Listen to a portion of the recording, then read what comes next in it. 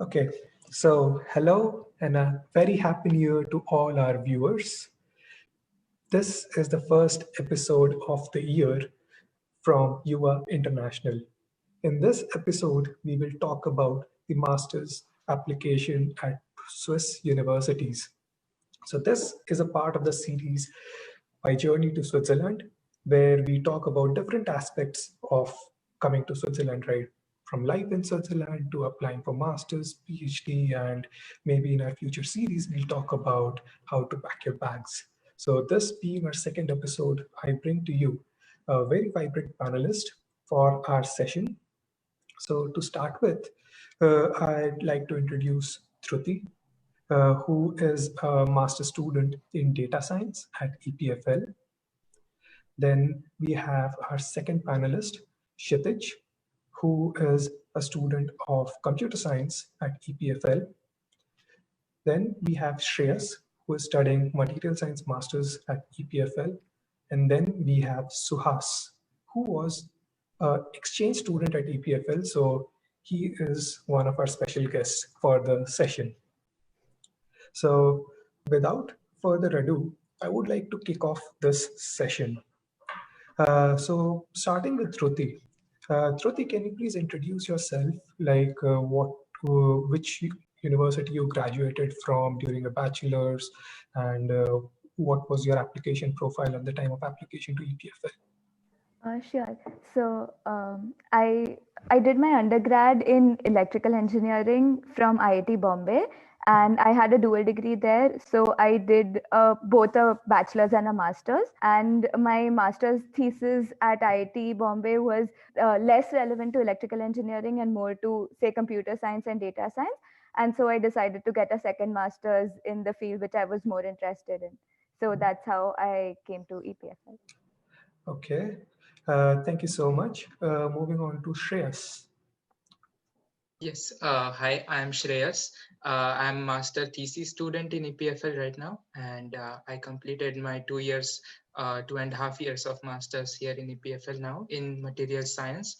And I am from Pune. I did my bachelor's in Government College of Engineering, Pune, COEP, in metallurgical engineering. And as EPFL material science is towards the fundamental research in the material science. So even beyond the metals to novel materials. So that was my motivation further to study here in EPFL. And that's why I applied over here. So yeah. Okay, that's awesome. Moving on to Kshitij. Yeah, hi. So my name is Kshitij. I got my undergrad degree in electrical engineering, and I did a minor in computer science from IIT Gandhinagar.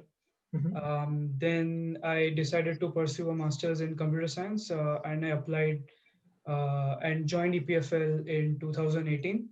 And I'll be starting my master thesis next semester. Okay, that's really nice. So last but not the least, moving on to Suhas. So Suhas is not a master student at EPFL, but he did his master's in sustainable energy from DTU Denmark. However, he was here at EPFL as an exchange student. So we thought it would be a really nice addition for us to get a flavor of what it is like to apply to European universities in general. So over to you, Suhas. Can you please tell us about your education background and what was your profile at the time of application for your master's? Yeah. So as far as, good evening for me because I'm back in India right now, and good afternoon to all of you there.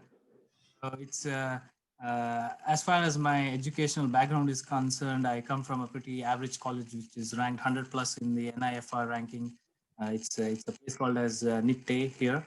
And then I just fixed my master's program in DTU Denmark, and then I just wanted to explore more opportunities. And what happened was that I met a person there in DTU Denmark, and we shared some common interest. And a professor there kind of like directed me to a professor here at EPFL, because I already wanted to go on an exchange as soon as I came my first semester back in 2018, September 2018. So I had decided that I want to go on an exchange as within 1 month of upon my arrival. and to some place where there is a lot of international environment when considering EPFL with 130 international students and other things. Mhm. That was my entry there through the Swiss European Mobility Program to EPFL for 6 months, where I took regular courses. And then I stayed here as a visiting student for my master thesis. And in the same lab, I got offered a PhD position. So right now I'm a PhD student at EPFL. Wow, Production. Yeah. that's a fantastic journey, I must say. So, I mean, the main purpose of having this session was that every year we receive hundreds, if not thousands, of queries from prospective students about how to apply for masters and what does it take to get in, and what is the application process, if we have any scholarship, what to do if we have low CGPA, and the questions are many. So in this short session, we would try our best to answer those questions. So just to give a disclaimer that in this session, we are not going to evaluate your profile or make any comments on what can get you in and what cannot. So as current students here, we would definitely encourage you to apply. But here in this session, what we are going to do is we will be sharing our own experiences and tell us like what got us in and what we think is important for the applications. So uh, we can kick off this session by going a round of discussion by different panelists on different questions. And towards the end, we will have the Q&A round with audience present in the Zoom chat, the Zoom session itself. So let's move on to the first question. I mean, this might be like sound like a ragging session, but trust me, it's not. So, what was your CGPA at the time of application? And did you have any work experience? So, we can start again with Dhruti. Sure. So my CGPA was 9.3, and I didn't have any work experience. So I immediately after I finished my master's thesis at IIT Bombay, I joined here for my second master's. Okay, that's amazing. Moving on to Kshitij. Yeah, so my CGPA was around 9.14, I think. Okay, And I didn't have any work experience. okay, okay. Shreyas? Yeah, hi. My GPA was 9.38 when I was Wow. applying, but no, but still. But I want to mention that I was not a gold medalist. So if people usually have such an interpretation, so it should not be the case. And the other thing is, well, I did have work experience because I was working as a junior research fellow. But I would also like to point out that a friend of mine who applied to EPFL when we were in our final year, she also got an admit that time. So despite of not having any work experience or research experience. That's quite good to know. And last but not the least, Suhas. So my CGPA was 8.74 out of 10. Okay. And that's, I mean, because I didn't apply to EPFL directly, so I don't know whether I can say much about getting into a master's program to EPFL, but I applied to Denmark and they selected me, and then I came on an exchange here.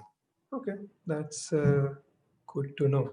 So, I mean, looking at your CGPAs, it's like quite intimidating, but that should not discourage people from applying, because what I believe is that in your master's application package, your CGPA is not the only thing that is looked at. Of course, it is one of the important things.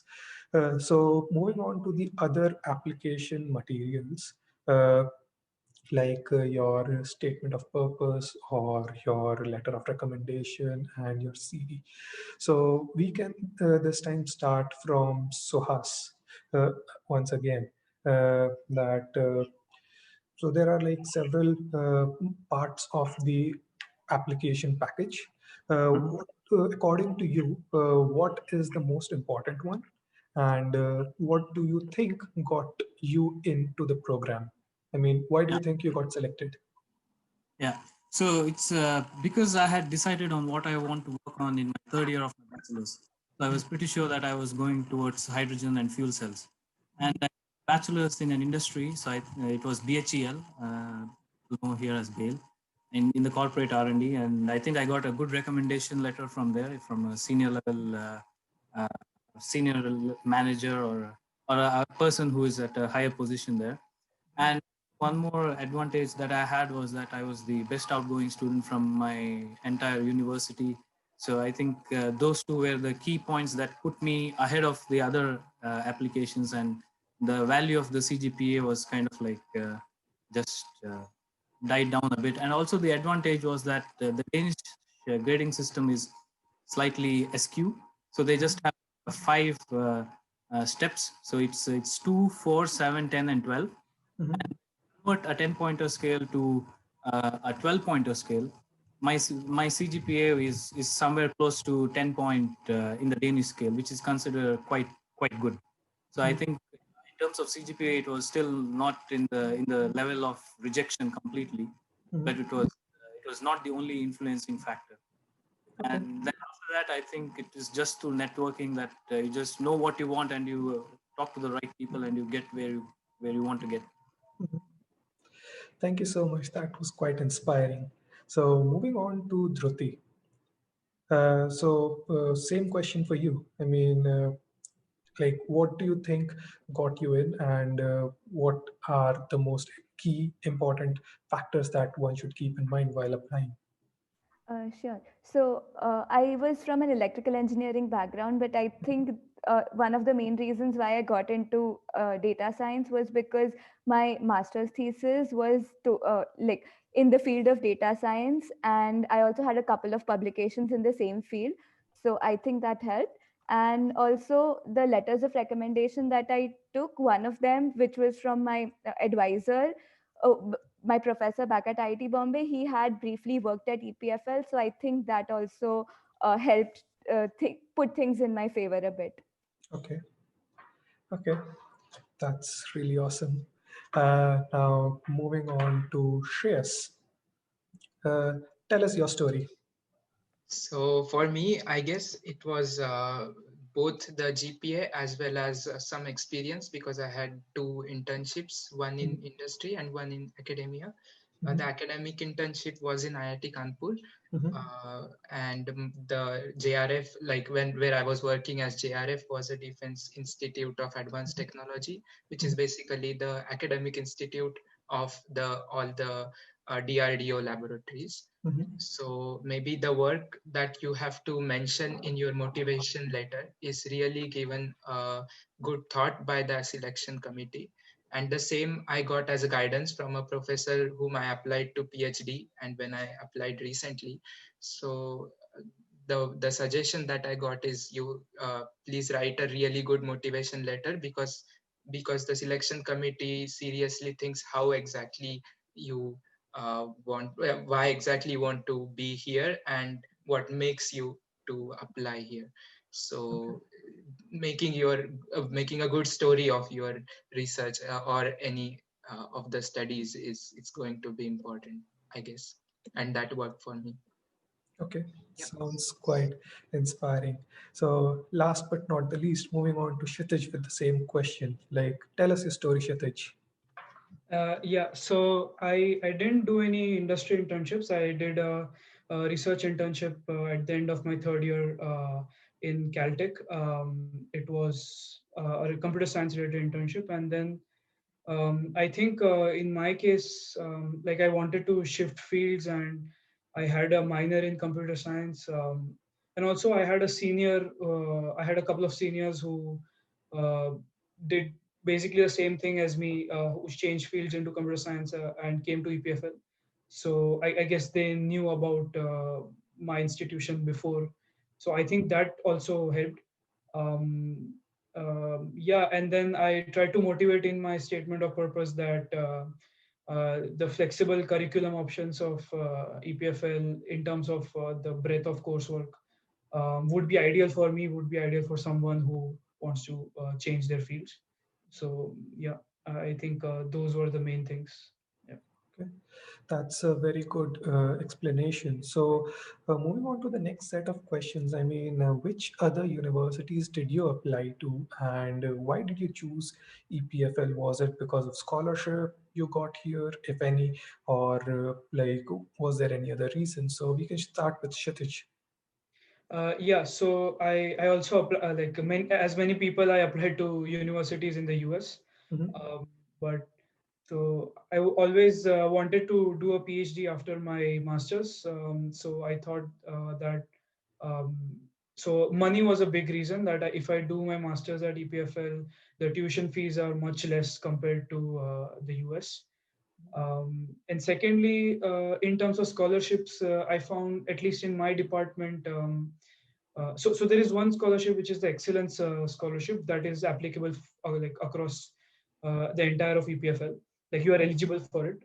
But then in my department there was something known as a research scholarship, which was that if you get selected for it, you can work part time, like 15 hours per week in a lab, and then that can help you partially fund your masters.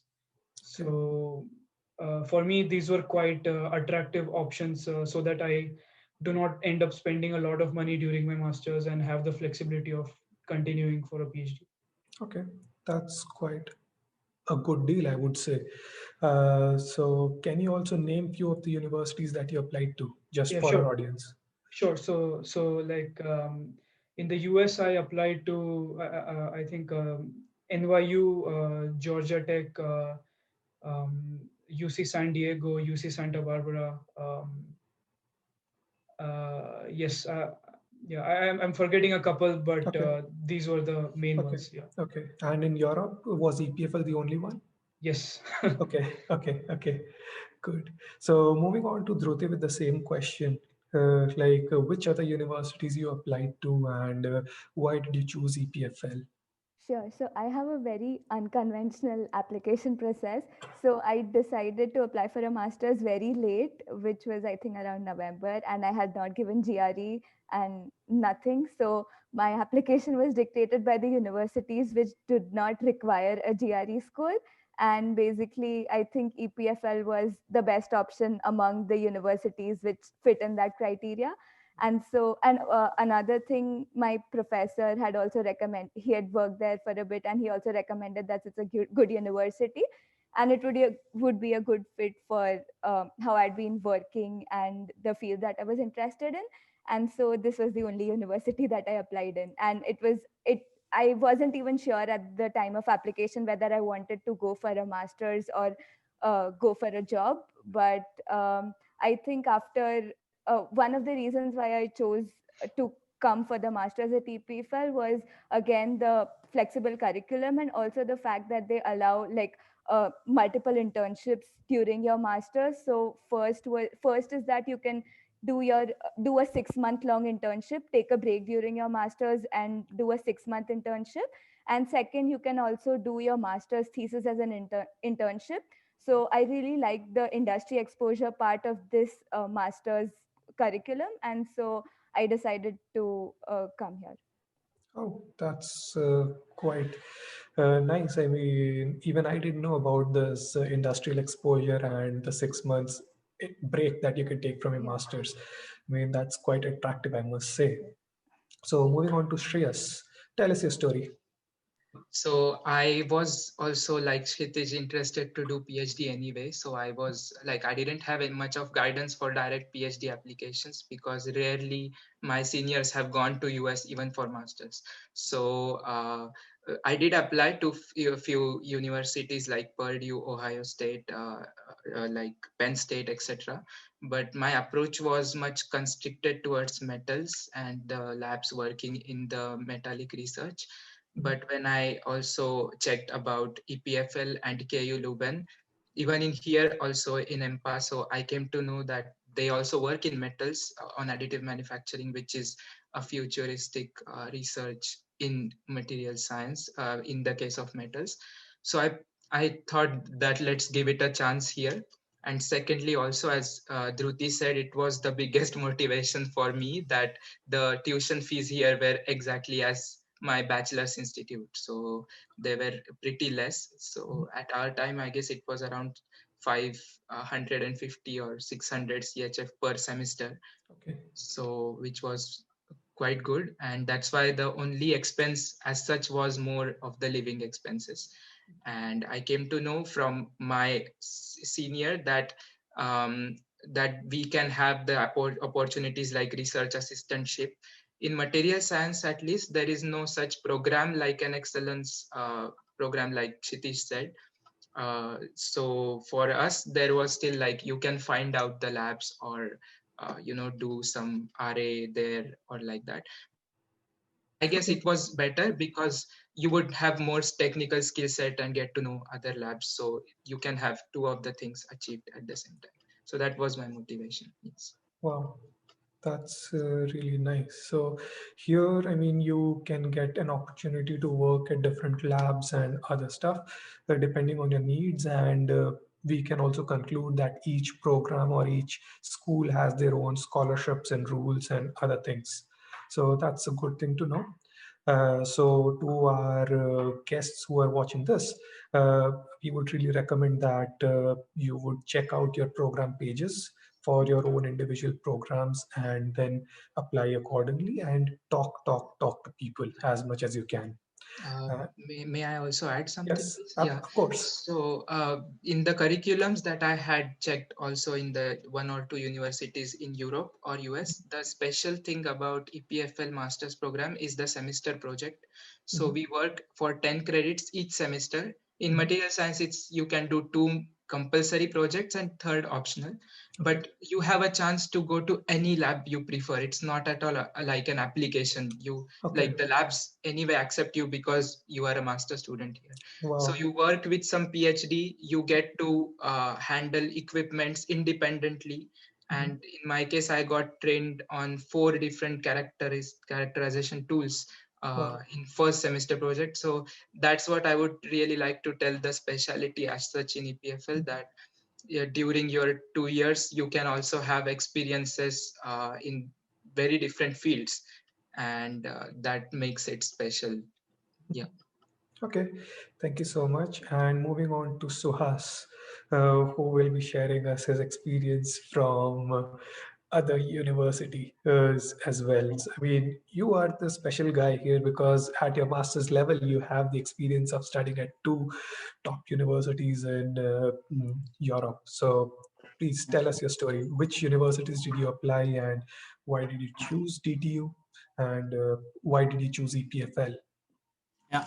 So basically, I applied just for DTU during my bachelor's, and that was practically because I saw this sustainable energy program, which was a very well crafted program, which had 30 credits of masters, 30 credits of sorry, 30 credits of management subjects, techno management subjects, and 30 credits of technical subjects related to electrochemistry and other material Mhm. science topics. And then the 30 was the elective section, and of course the remaining was the master thesis itself. So the program structure was quite appealing to me, and I decided that, and it also kind of like connected to me on a personal level, that I felt a calling that, okay, this is where I have to be. And Mhm. then yeah, I don't know whether it's a right strategy to approach for a master's level program, but I didn't bother checking out other universities, and I just applied because it looked quite right, and then I just went there, and that was my DTU story. As in when I went there, and as soon as I landed there, I realized that the country's sizes are very small, and then in Europe specifically, and policies and even the way of teaching varies from country to country immensely. And this was particularly true when we had a lot of visiting professors from Norway and Sweden who came to our courses, and their approach to the same topic was quite different. Then I decided that I want to go someplace warm, nice, and also technically advanced. And of course, the main priority during that level of the master's program was obviously the ranking scale, right? And EPFL was right on the top. And then I aligned my interest. I just approached a guy there, and he luckily happened to know Professor Jan van Herle here. And Ah, then okay. we started talking, and then he ultimately accepted me as for a semester project here. And during the semester project, specifically as exchange students, we have a special course code that allows us to decide the number of credits for the project. So I kind of like used that system and adapted as much as credits I could take for one course. I think I took kind of like 16 credits for the semester project, and I spent 2 days in the lab, 2 full days, and quite got some good work done. And then I think I kind of like kept both my feet in the lab during that period, and then my master thesis eventually followed. And then it was a good collaboration with DTU because I think it was circumstantial, to be precise. DTU had Maersk as an industrial partner there who wanted to explore using ammonia in ships. And then here we had the technical aspect and the material aspect of fuel cell. And I think, and also ABB was interested on the control system side. So we all came together and we decided that we would focus on a master thesis that can be 6 months long. Which I kind of like extended my credits to 35 on my master thesis. And then I think the limit was that I could only take 124.5 ECT of coursework. And then I had to manage my credit there so that I kind of like right there on the spot, even though I kind of extended my thesis for 7 months. It was like quite a gamble with the system, I would say. So that's that's my experience. Okay. So thank you so much for your answer, Suhas. So this brings me to kind of the end of the panel discussion, and I would like to get one closing remark from each of the panelists before we move on to the Q&A round with our audience. Starting with Dhruti. So, if you have to say one thing to our applicants or our prospective students, that one tip that you would say that keep this in mind, and what would you say? Or if I rephrase this question, after studying here for so long and after like applying through so many universities, if there is one tip that you would have given yourself at the time of master's application, what would that have been? Sure. So I think one of the most important things is the statement of purpose that you write during the application.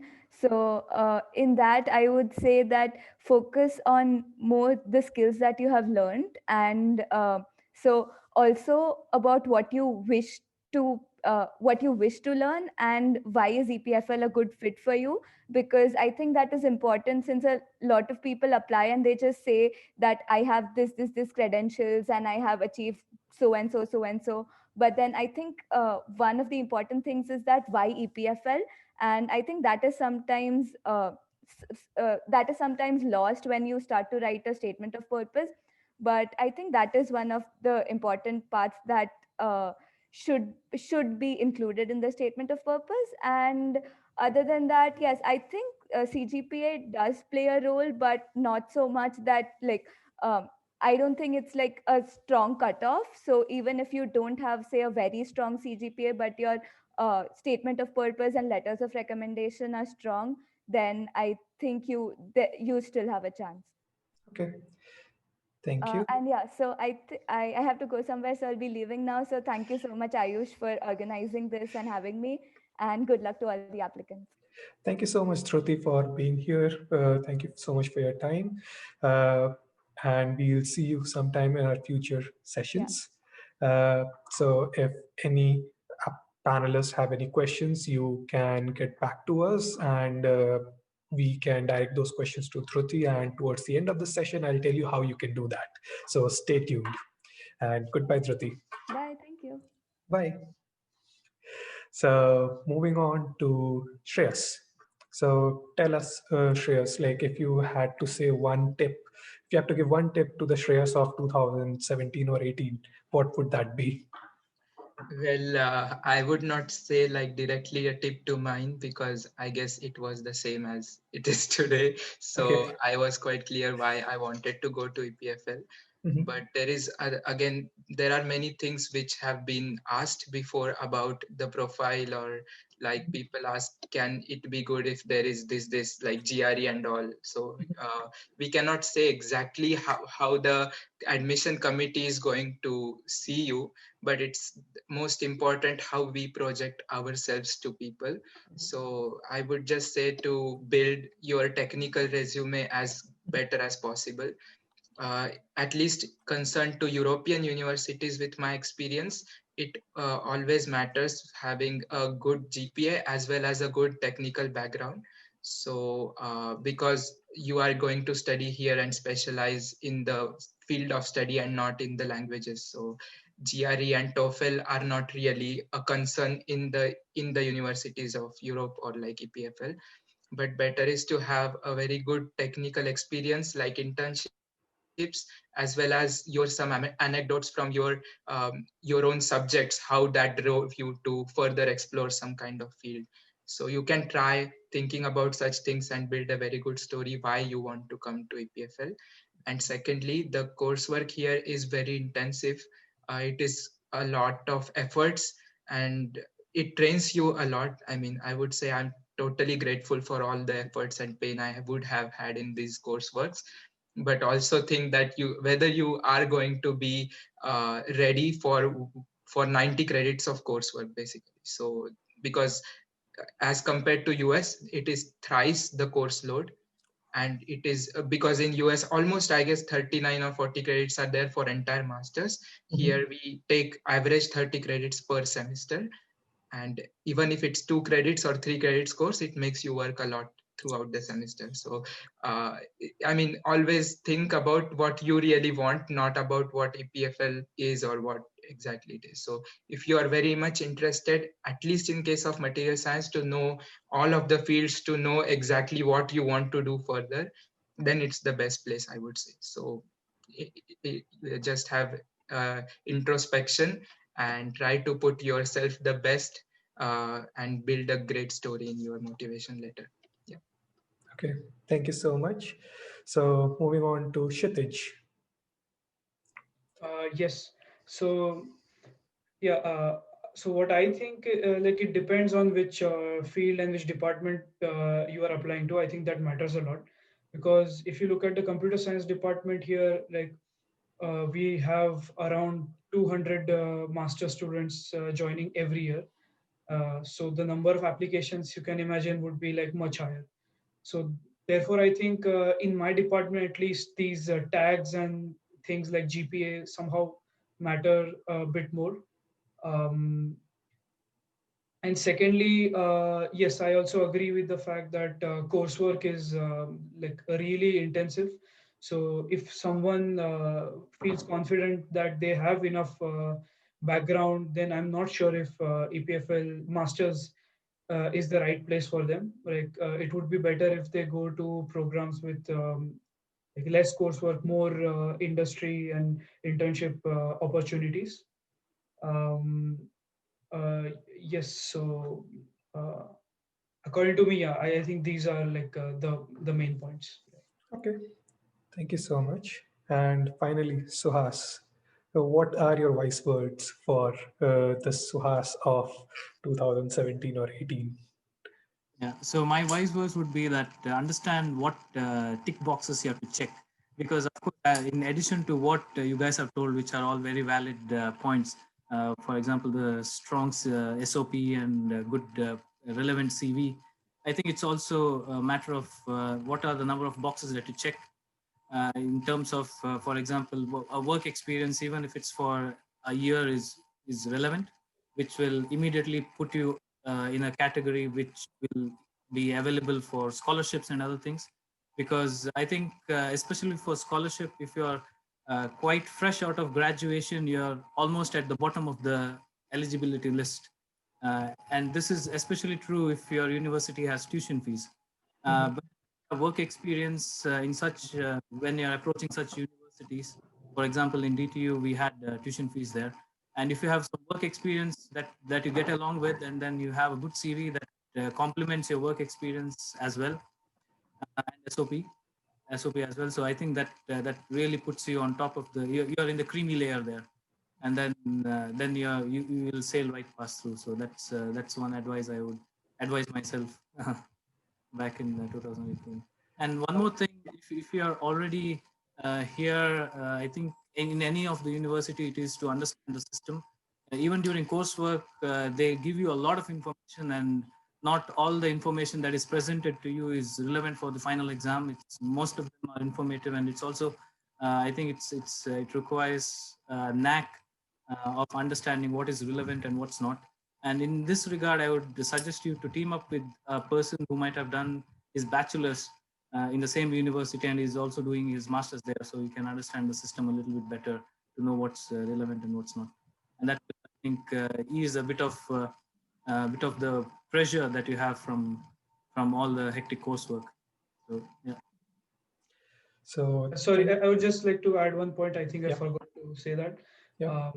So what I also, so this is one pattern which I observed, is that if you look at the seniors of your own university, the graduates, alumni, and if you check out which universities they apply to, like you should look at the alumni whose profile is similar to yours and which universities they apply to, which universities they got in. I think that's a really good way to judge which universities where you can get in and which you won't, which you cannot. And I did that, and for me, like two of the universities in which I applied to, where my seniors also applied to and got in, I got into both of them. So somehow I have a good experience regarding this factor. That's a really good input. So this brings us to the end of the panel discussion, and I thank all our panelists, Kshitij, Suhas, Shreyas, and Dhruti, of course, for spending time with us and sharing your experience. Now we move on to the Q&A round.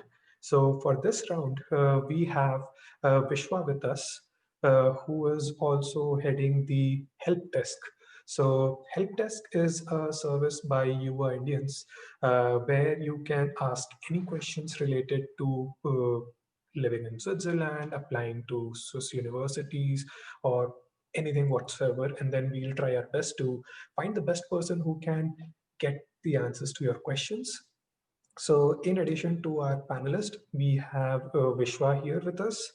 And in addition to Vishwa, we have Mukesh Thakur, who is the president of YUVA Indians. And we have Arvind Iyer, who is the vice president of YUVA Indians. So, together, we will be answering all your questions if you have any. So, the floor is open now to our audience, and uh, yep, please feel free to ask any questions if you have. I can see that there are few questions already in the chat. So, Venkat, if you can ask the question to the panelists once again so that our audience who are not in the Zoom session can also hear that. Hey, sure. Hello, Thank Venkat. you. Hey, hello. Hey, happy New Year to all. No, I just Happy wanted New to Year. ask, like, is there anything kind of, the EPFL accepts only specific, university students from Indian, or does it have any preferences like over IIT Bombay or any other institutes in India? Because I see most of them coming from IIT Bombay. Okay. Is there anything that you could just advise to the prospective students to look after? Okay, or is there any other considerations for other universities in India? So, any one of you can take it. So I am not even from IIT and NIT, so still I'm here. Okay. So I would say that it would still be possible even after our batch, in Vishwa's batch. So Vishwa himself is from ICT Mumbai. Yeah. Also, we have a friend from NIT, NIT Trichy, NIT, which one is? Surathkal, yeah. So yeah, I mean, there are people who are not from IITs, also not from NITs, and we still would get here. But I would say in that case, the GPA should be towards higher end. We don't know exactly how the admission committee would evaluate, but I would say if you have a better GPA, it is always an asset. So, and it is very much important to know from EPFL's point of view also. Like, we know, if we know some person, or if our friend has if he introduces us to some person, it's easier for us to get along with him, right? So it's the same thing with EPFL. I would say that because my institute had no person who would have ever gone to EPFL before. In case of IITs, there are many exchange students who apply even in their bachelor's for some internships, summer programs. There is a summer program of EPFL. So it is essentially from our side to apply more and more, to have shown our talent to EPFL, even in bachelor's or like that. So through internship programs and all. And once these channels are established, then it is easier for other institutes to be considered. So I would say that would be the answer. Thank you, Shreyas. Thank you. Can I add something to this? Yes, of course. So this is something which I'm trying to give from my perspective, though I'm doing my PhD in UNIL. Is this that the university tagline is some sort of a myth, to be very frank. You can apply to any university. It's just that how good is your CV, how good is your motivation letter, that matters a lot. And if you're coming from, let's say, not a good university in India, which I mean is that might not be recognized outside India, you will have to be a little bit smart in your application and how you approach it. Apart from that, I always feel that the admission committee never looks the university tag, because I recently have been got a chance to know a bit of about how admission committee try to filter out applicants for the PhD application. So I can tell you this, that the university tagline doesn't really matter. It all matters is how you build up your resume, how you build up your motivation letter, and how you approach the application. And lastly, I would like to also say this, that don't have this fear in your mind that you're coming from an X university and you have a low chance. Actually, you are an odd one out, so you will have much better chances. This is what I used to say myself, because I come from a very low university. From my bachelor's, when I used to apply for master's program, I did get opportunities outside, but I didn't took it. That's another story. So this is something which I'll like to really say this, that don't have this fear of application and apply to as much universities as you can, because that will help eventually for you to reach at some place from your university list, for sure. That's an excellent answer. Great, And thank you. this is also, I mean, this is something where I think I can also add 2 cents. I am firm believer of the fact that the answer is anyway no if you don't ask for it.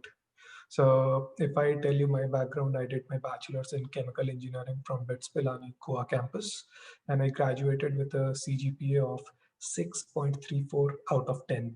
So when I was listening to the CGPA of the fellow panelist, I was like, oh my goodness.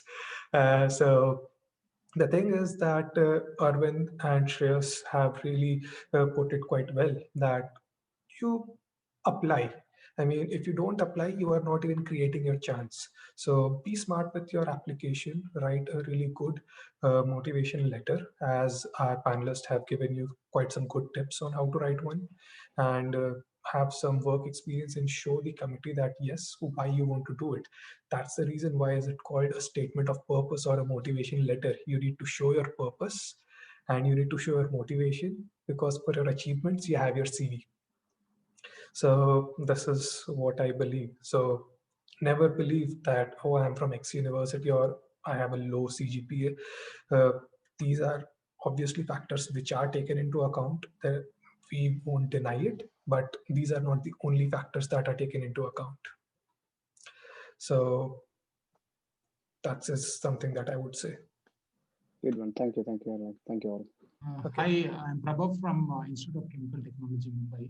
Hello, I have Prabhav. a couple of questions here. Yes, I'm doing a PhD instead of a MS course. I mean, how would the job prospects be like? I mean, in case I want to do a long-term job, say, for example, 5 years or 10 years there in Europe. So would PhD have an advantage or an edge over a master's program? This is my first question. Once you complete this, I'll go on to my second. So, I mean, I did not quite get your question really well. So, you are currently doing your PhD, or are you looking to apply for a PhD program? I'm doing my undergraduate course right now. I'm doing Okay. a course. My question is, in case, I mean, which one would be more appropriate in case I'm Okay. planning to do a job for 10 years in Europe? Okay. Whether PhD would be better or a master's, I mean, MS course would be better. Okay. Thank you. So, who would like to take this one? I would say think a one PhD from student PhD. should answer this. Okay. Okay. Okay, I can take this question because it's a very good question actually. First, I will say this that uh, you have to first understand that PhD and masters are totally two different ball game. So first, this needs to be really clear about. Uh, so, okay, to be very frank, I have not seen many people who have switched from bachelor's to PhD because it all depends on an individual whether he wants to do research and a proper research and they want to go into the PhD. So generally, people tend to go to the master's program to understand what is the research side, and then they tend to go to the PhD program. This is the general flow which people follow. Now, coming to the question of job prospects, to be very frank, if you are more oriented towards the job and looking for to go into a corporate, I will tell you to prefer a master's program and then go to the job because in the master's program you are allowed to have internships and you are allowed to interact with a lot more corporates, while PhD is more focused on your research and your own journey, which is more very much minute detail to a specific topic which you're going to work upon, which sometimes might not be catered to the job market because job market sometimes is quite broad with your broadened skill sets.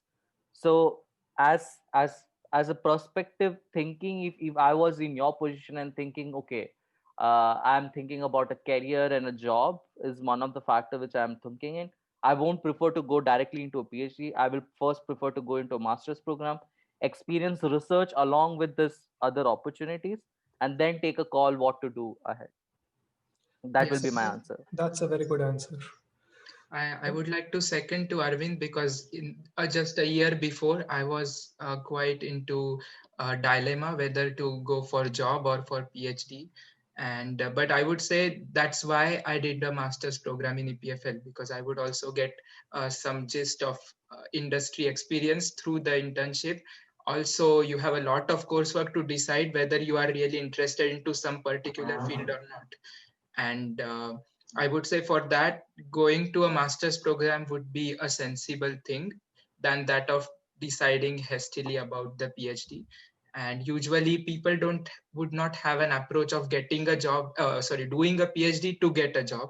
So usually that is the outcome from the master's program, so that you would have a better idea about your field. So I would say that don't look something as a prospect of as a some pathway leading to a job.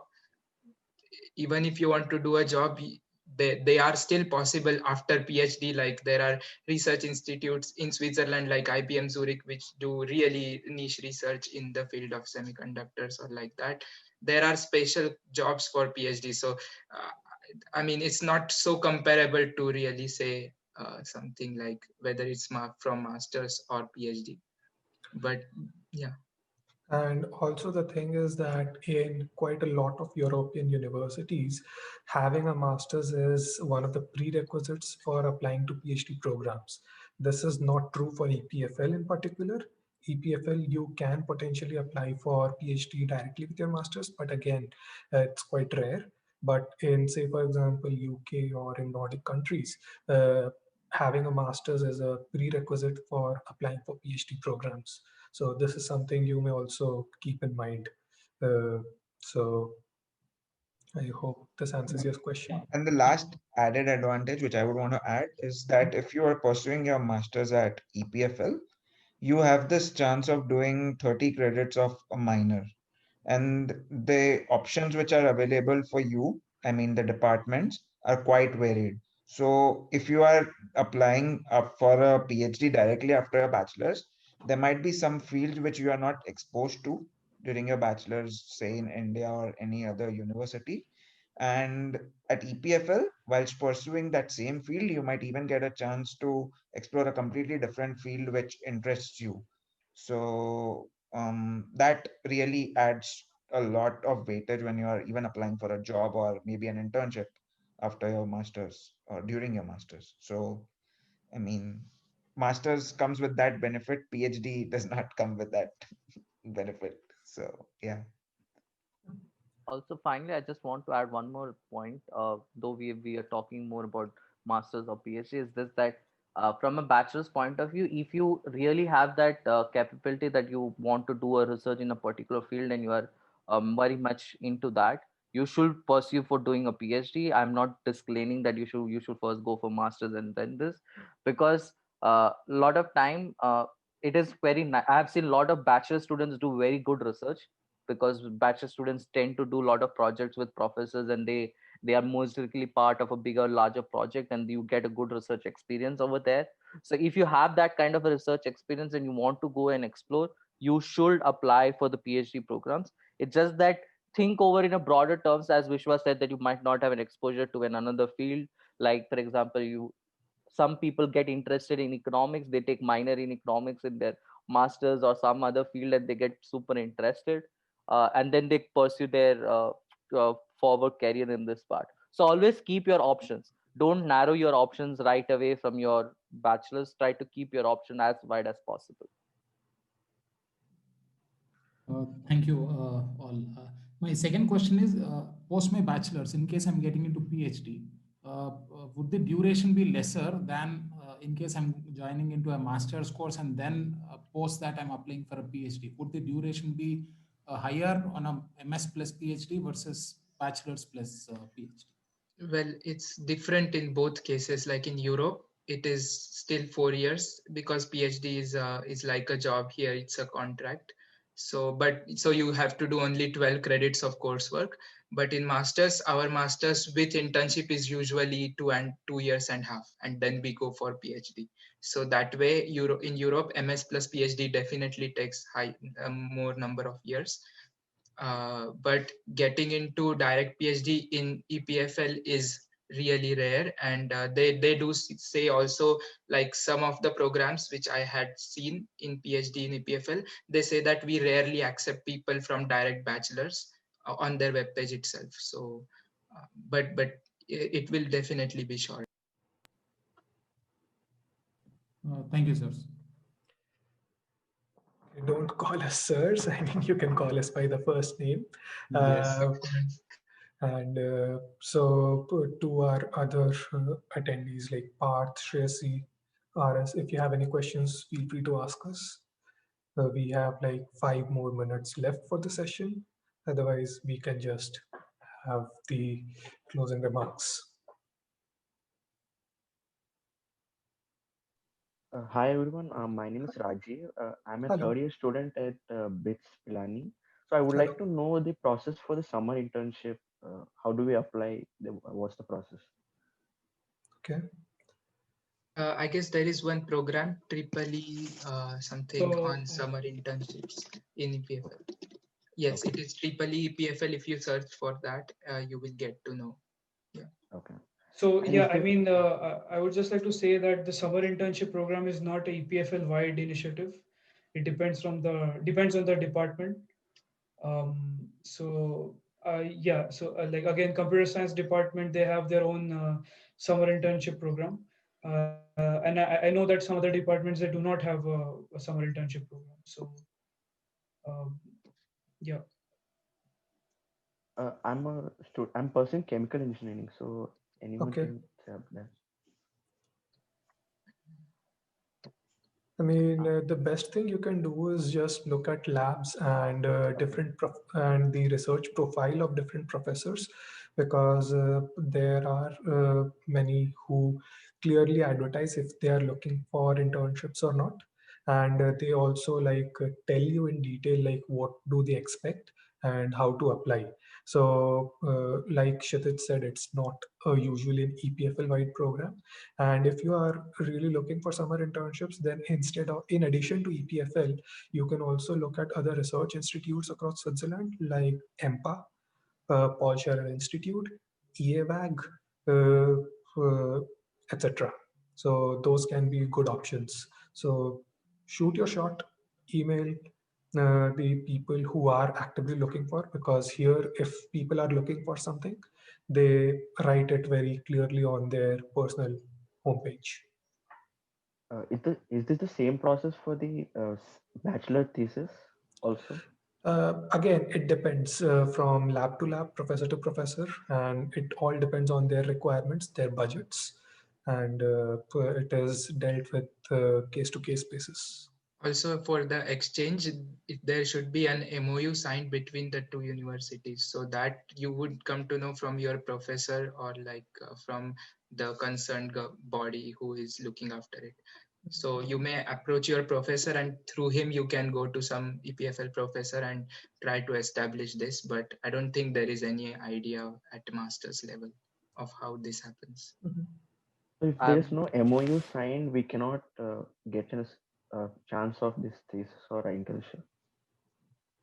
I Well, would I like don't to add really know. some.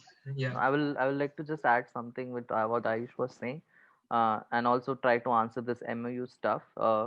One thing is for sure that uh, like if you want to apply for summer internships or even for your thesis, you will have to write a lot of mails to professors, because generally majority of the universities don't have such kind of an exchange program, though EPFL has it and some universities has it, but it's quite very specific and tailor made, and somewhere down the line they have an agreement, like some of the EPFL and Swiss universities have agreement with the Indian Institute of Technologies, few of the Indian Institute of Technology, so they have this exchange programs. But from my experience, I will say this, that you should apply very early and look into the professor pages and write them mails, attach your CV and attach a motivation letter of why you want to do this, and that's how you can go ahead. But also, just to add, that be sure before applying that your home university has provisions in place to allow all this thing, because generally universities don't allow it, like to go an international internship or this thing, if there is no an MOU signed. So generally, this is one case which generally happens. So be very clear with the rules and regulations before doing it. Uh, but uh, but to be very frank, I have generally seen students applying to the known programs, like has Shitish mentioned, because computer science department has that opportunity, because I had also applied when I was in my masters. So generally this is the case. So you will have to be more uh, informed and do a lot of extensive research, because this sort of information is not that much available uh, out there. From BITS Pilani perspective, you can look up ILDP. It's a division which looks for this. So we can connect offline for this later on. Sure. Thank you. Okay. And so I now, have one more question. yeah, With please this go ahead. pandemic, I've applied to a couple of universities abroad. I've applied in Israel and then in ICL. But the issue is that most of them have not most. I've applied for two, and both the professors have replied saying that with the pandemic, they don't have summer interns right now. That's true. So for the last 1 year, we are working online. So if I do not have any undergraduate research experience, because I don't think remote intern is also not that easy in chemical technology or probably material sciences, unlike computer science. So how do I make my CV stronger, considering the situation right now? I don't think probably the next 4 or 5 months would be mostly online. So how do we cover this up, or how do we make up?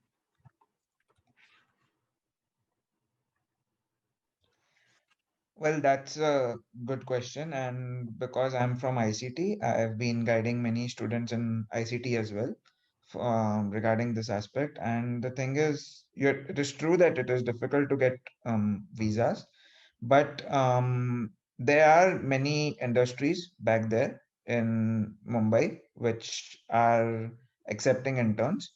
And maybe you can make use of this timeline where the classes are online, so you can try and do some internship during the unconventional period, which is not just the summer time.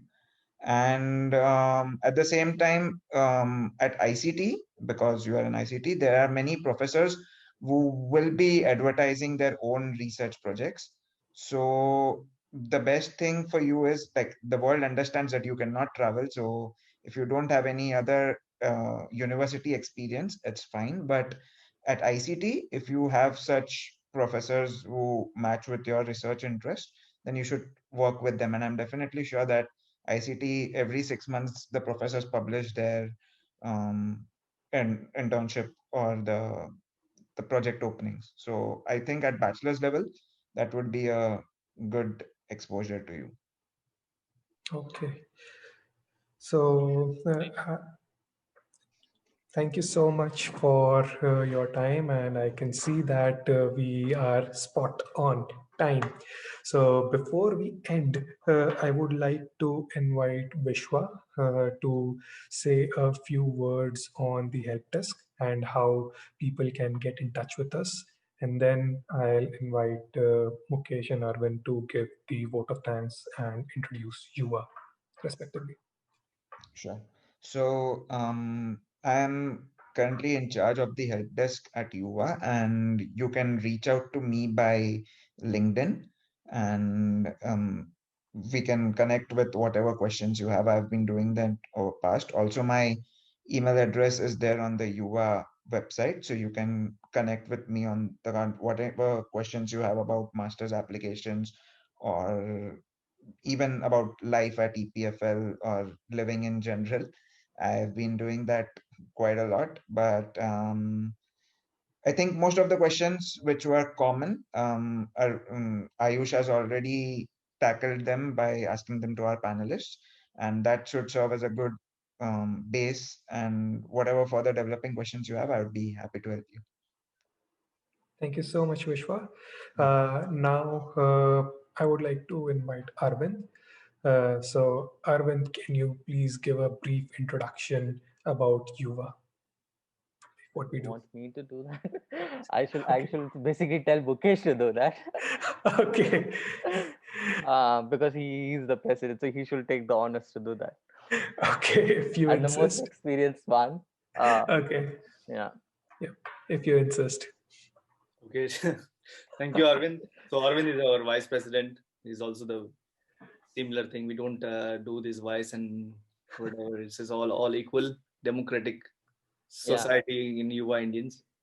Okay, so basically YUVA Indians is an official Indians Association at EPFL, also affiliated with UNIL, University of Lausanne, and the prime purpose is to bring the Indian community students together throughout the year. Every year we have new committees, and it's been going on since 2014. So it's a relatively older university compared to older association compared to our university.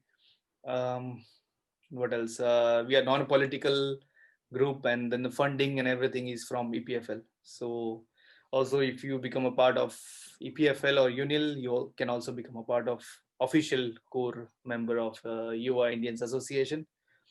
All other events or everything is on our website. You can check it out, and all the future events that are going to come are also being listed there, as and when they are, as and when we plan it. The main idea of this webinar was to expand our knowledge and as well as serve the serve our nation, basically. So it's like not only helping within the EPFL and UNIL communities, but also helping many talented Indians outside who are in the future of our nation. Basically we get so many questions from different places, and most of these questions have similar themes, and so that was the reason why we wanted to conduct this webinar. And this webinar is divided into different themes, and everything is sorted right from how's the life in Switzerland. Today we talked about master's level. Next will be PhD, and then postdoc, and then job prospects, and eventually when you are all done with everything, it's for everyone. It will be addressed to how to, like, basic things like right from talking about visa applications from official until the rice cooker. So it will be very, very Yeah. expansive. And obviously, we can talk and talk and talk. We can talk for hours, but we have our time limit as well. And then we have to talk about the most important things. Obviously, if you have some more specific questions, I've put on our email ID in the chat. Just shoot some email and we will be, or you can also connect through Facebook or whatever, the on the YUVA Indians social pages.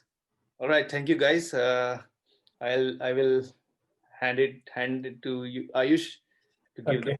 final vote of thanks. Okay.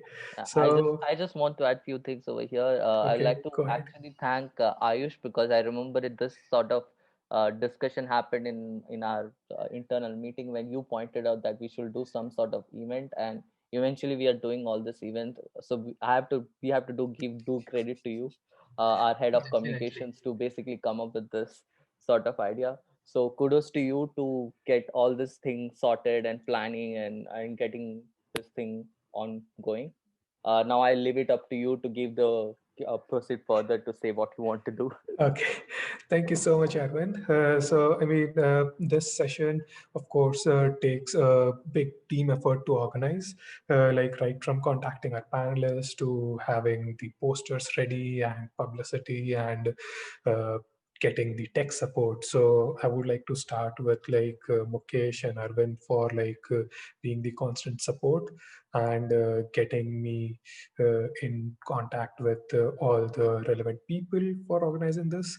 Then I would like to thank Vishwa, who has like especially uh, helped to like design this webinar series because he has been single-handedly managing the Q&A, and that's how we got this idea of like there is a need for such webinar, that because every year the questions are similar on a similar theme. So right from like how to apply to masters, or like how is the cost of living, how do we live in Switzerland, or like what to bring with us when we come here. So these are there, and rest of the team. And last but not the least, I would like to thank our panelists who took out time and agreed to answer to all the questions that I posed to them and from our guests. So thank you, Kshitij. Thank you, Suhas. Thank you, Shreyas. And thank you, Dhruti. We didn't forget about you. And so for our future events, don't forget to like, share, and subscribe to our Facebook page, YouTube channel, our Twitter and Instagram handles. Uh, the recording of this video will be also made available on our YouTube channel at a later date. And our next session, which will focus more on PhD and postdoc applications, will be held sometime in February. So keep an eye. So this is Ayush Agarwal signing off from Season 1, Episode 2, Master's Application. Thank you. Bye-bye.